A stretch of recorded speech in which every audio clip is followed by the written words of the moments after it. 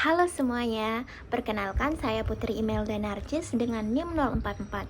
Jadi di sini saya akan mempresentasikan mengenai potensi dan teknik budidaya Eucomas spinosum sebagai sumber keragenan di perairan Indonesia. Jadi, outline yang akan saya bahas pada presentasi ini itu ada pendahuluan, terus teknik budidaya, pembahasan sama kesimpulan. Nah, adapun pendahuluannya, sebelum mengenal jauh mengenai Eucomas spinosum, kita harus tahu dulu dong rumput laut itu apa sih? Nah, rumput laut itu dikenal juga sebagai alga, dimana di Indonesia sendiri itu persebarannya itu cukup luas. Nah, kita kan nggak bisa nih bedain antara bentuk akar, batang, sama daun rumput laut. Makanya itu tuh disebut sebagai talus, karena tidak bisa berdiferensiasi. Berdasarkan pigmennya sendiri, dia itu dibagi menjadi 3, ada Chlorophyceae, Pyophyceae sama Rhodophyceae, dimana itu alga hijau, alga coklat, sama alga merah. Nah, selanjutnya Eucomas spinosum. Jadi, Eucomas spinosum ini tuh termasuk salah satu jenis rumput laut yang banyak juga dibudidayakan di Indonesia, terutama juga di NTB. Nah, Eucomas spinosum dia tuh masuk dalam divisi Rhodophyta atau alga merah. Terus dia itu tumbuhnya menempel pada karang, batuan, sama benda keras. Dia juga bentuknya silindris dengan ujung percabangan yang meruncing dan punya nodulus atau tonjolan lunak di setiap cabangnya. Terus dia juga tentunya butuh cahaya untuk fotosintesis. Klasifikasi dari Eucomas spinosum ini sendiri tuh kingdomnya Protista dengan genus Euchroma dan spesies Eucomas spinosum. Nah, terus apa sih arti penting atau kandungan sama manfaat dari si Euchroma ini? Jadi, Euchroma ini tuh mengandung karagenan, yaitu sejenis polisakarida hidrokoloid, di mana itu tuh terdiri dari ester kalium, natrium, magnesium, atau kalsium sulfat. Nah, kegunaannya di bidang industri itu ada dalam bidang farmasi, makanan, sama kosmetik. Di mana di farmasi dia itu fungsinya sebagai sistem penghantaran obat, terus agen pembentuk gel, terus dia juga bisa untuk bahan untuk tablet atau mikrokapsul. Kemudian di makanan dia itu fungsinya sebagai pengental, penstabil, sama pengemulsi. Di kosmetik dia juga bisa berfungsi sebagai penstabil dalam sistem dispersi. Terus untuk budidaya Euchroma ini sendiri itu nggak cuma ada di Indonesia, tapi beberapa negara juga budidaya si Euchroma ini.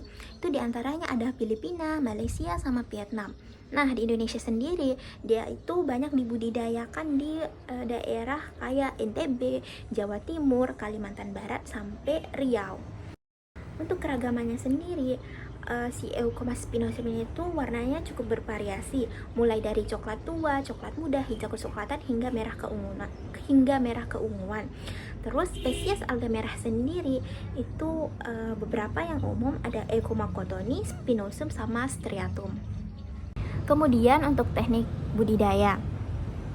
Teknik budidaya rumput laut itu secara umum dibagi menjadi 3. Ada teknik budidaya rakit, terus teknik budidaya longline atau tali bentang.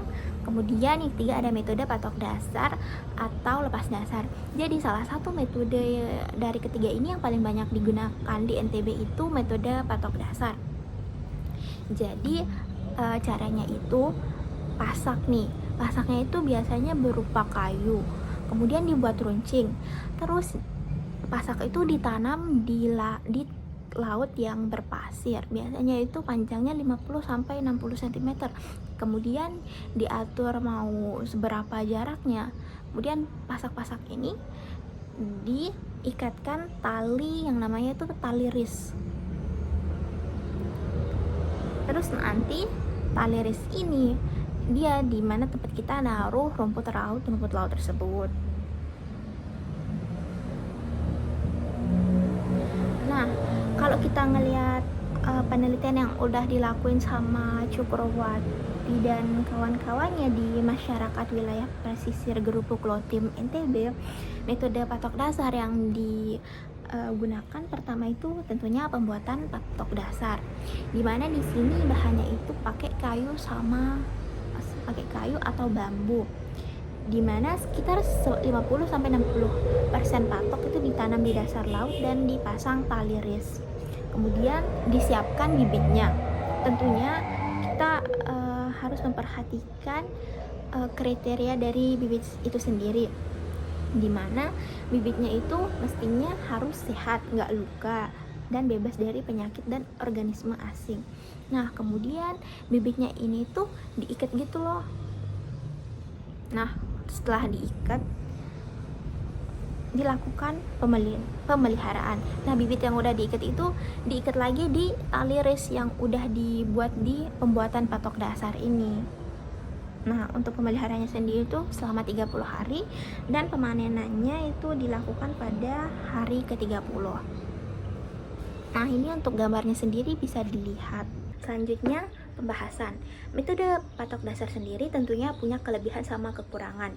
Kelebihannya, dia itu pertumbuhannya lebih cepat, terus efisien dalam penggunaan bahan, terus tidak tergantung pada dasar laut.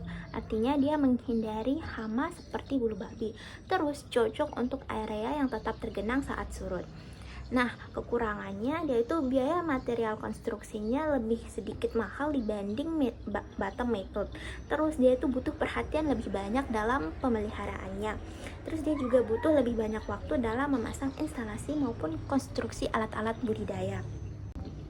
Selanjutnya ada kegiatan eksplorasi. Eksplorasi sendiri itu merupakan pencarian, pengamatan, dan pemanfaatan potensi sumber daya. Khususnya dalam konteks ini tentunya sumber daya rumput laut, di mana tujuannya itu buat budidaya, penelitian, ataupun komersialisasi.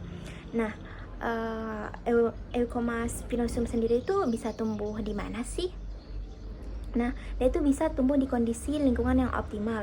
Suhu airnya itu 26 sampai 30 derajat Celcius. Terus kedalamannya 10 sampai 50 meter, kecepatan arus lautnya 0,1 sampai 0,4 meter per detik. Jadi, dia itu bisa tumbuh di berbagai wilayah perairan di Indonesia. Terus substrat yang paling baik untuk Eucomas sendiri itu campuran karang berpasir atau kerikil. Terus dia bisa tumbuh di perairan dangkal saat pasang tertinggi. Nah, apa sih dampak dari eksplorasi ini sendiri? Dia itu bisa berdampak positif sama negatif. Yang positifnya, dia di bidang sosial dan ekonomi. Budidaya rumput laut spinosum ini ngasih nilai ekonomi tinggi bagi masyarakat pesisir karena kandungan karagenannya yang banyak dan bisa digunakan dalam industri makanan dan farmasi. Kemudian, dampak negatifnya itu ke lingkungan, di mana budidaya rumput laut yang intensif dapat berdampak negatif terhadap ekosistem terumbu karang, di mana penanaman di atas terumbu karang dengan jarak tanam yang rapat mengurangi penetrasi cahaya ke dasar perairan dan berpotensi menyebabkan kematian karang. Selanjutnya, kesimpulan.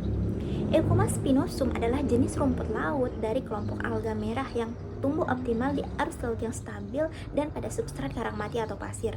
Spesies ini banyak dibudidayakan di Indonesia dan menjadi sumber utama karagenan, senyawa yang banyak digunakan dalam industri pangan, farmasi, dan kosmetik.